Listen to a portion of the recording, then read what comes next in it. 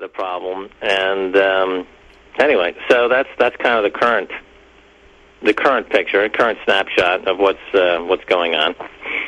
So exactly, the IMF said that they were going to print billions of dollars, if not trillions of dollars, in this global quantitative easing. And what this really means with this global currency is going to be less transparency and more corruption for the guys at the top. Meanwhile, they point to like Bernie Madoff, who no doubt is a criminal, but he obviously had help in all over Wall Street, and they're not going after his cronies at all. And they're saying that when they go after Madoff himself, that they need a new global body to go after these guys. So, to me, this is all about globalism. When they say they're going to, have this global currency, and I explain that to people, they say, well, what does it look like? And I try to say to them, it doesn't look like anything yet. It's just them trading what really isn't there, because we have a fiat currency that they can literally, when you were on that television show, I think Alex may have played the clip while you were on, and you whipped out the toilet paper and you said, here's $1 trillion, here's $5 trillion. It really is worthless paper. We're the ones that are giving it value. And as they blow out the economy further, like you said, it's only going to get worse. Our currency is going to be devalued, I would say, probably over the next 2 or 3 years even further, correct? I mean, you don't think the dollar is going to recoup, do you? No, the dollar is going to be replaced with a new currency that'll be part of this transformation. You mentioned a couple of things that are key. Mm-hmm. It does mean less transparency. And in a healthy economy, you want as much transparency as possible. But what we're talking about here is less transparency. The other thing we're talking about when people say, well, what's the big deal, global currency? I don't see any problem with that.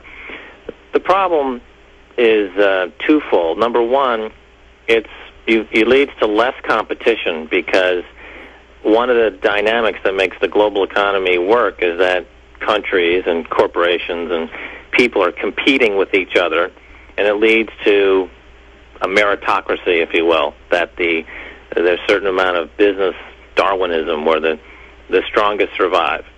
But if you have one currency and the access to credit is determined not by competition but by cronyism and by favoritism, it destroys competition, and you end up with something like, the royal families in Europe of the Middle Ages, which is a lot of incest and a lot of insanity, because you're not weeding out the weak, you're breeding them, from a business sense.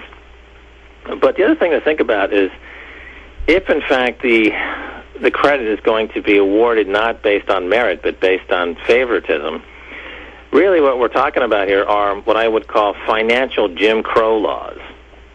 If you remember the Jim Crow laws in America back before the Civil Rights era, you had the situation where the blacks in America had to use separate facilities. They had separate entrance to restaurants, separate entrance to restrooms. They had to sit in the back of the bus. Mm-hmm.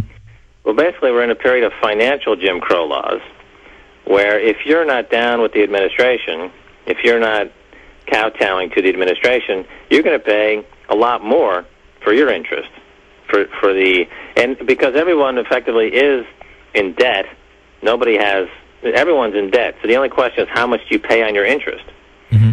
And if you're on the wrong side of these financial Jim Crow laws, you're going to be paying 15, 16, 17, 18% on your money.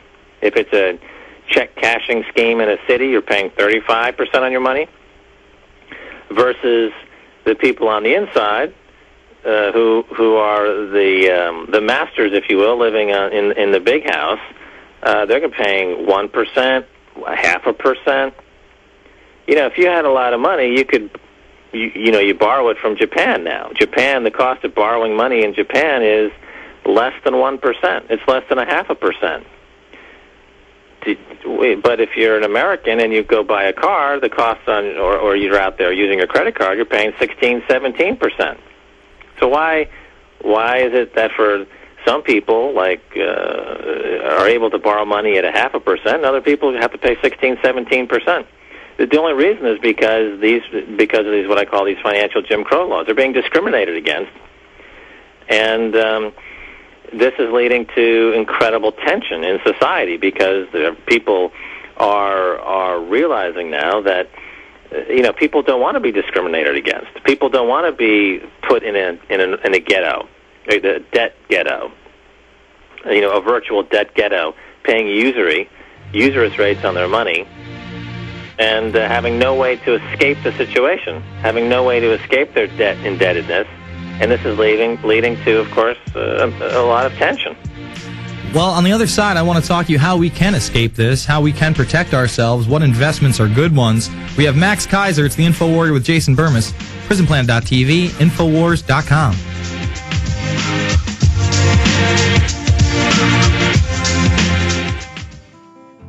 Hi, this is Ted Anderson. Have you ever wondered why banks, stockbrokers, investment advisors won't talk about gold for your IRA? The financial industry refuses to recognize the value of real hard assets for your retirement. The truth be told, gold and silver has outperformed paper investments like stocks, bonds, and CDs, yet no word about IRAs. Perhaps the financial institutions want to maintain control of your assets by keeping you in paper. If you'd like to take a look at gold for your retirement, call 800-686-2237.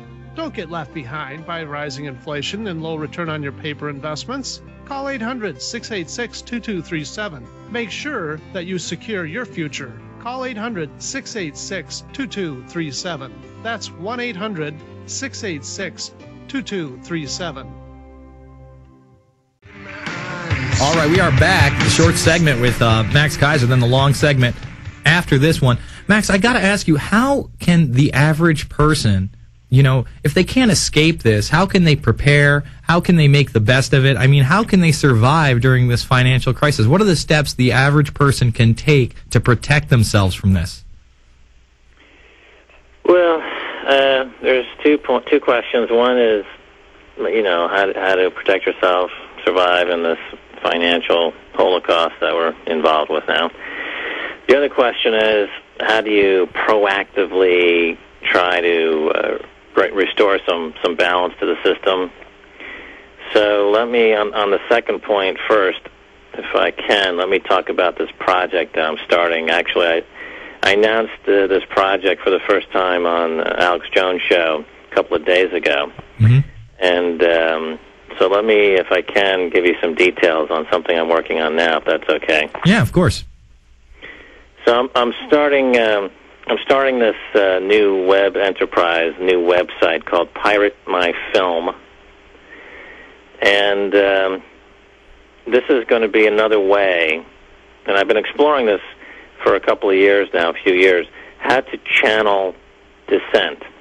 In other words, there are millions of people out there who recognize that the system is horribly lopsided. There is no balance in the system. There's very little justice in the system. So how do you rebalance that? How do you restore some justice and equilibrium to the system? And so I introduced a couple of projects along the years to address this problem. One was called Karma Bank, which allowed for activists to take down corporations by leveraging boycotts and leveraging their boycotts, and at the same time encouraging hedge funds to attack companies with short sales, so this way they could monetize their dissent. Mm-hmm. And but my latest project is called Pirate My Film. It's another way to channel this enormous energy in ways that I think will undo a horrible injustice in the U.S. and around the world, which is the copyright laws. Copyright laws are horribly unjust.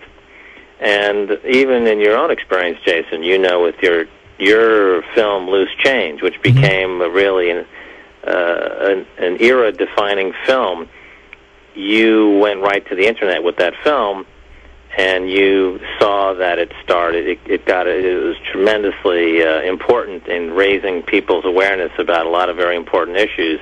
Oh, the most important tool was the internet. Without the internet, we could have never gotten our message out there. We had to put it out for free, and thank God that we put it out just around the time that Google Video started to get big and YouTube started to blow up. Otherwise, I don't know if we would have got our message out there.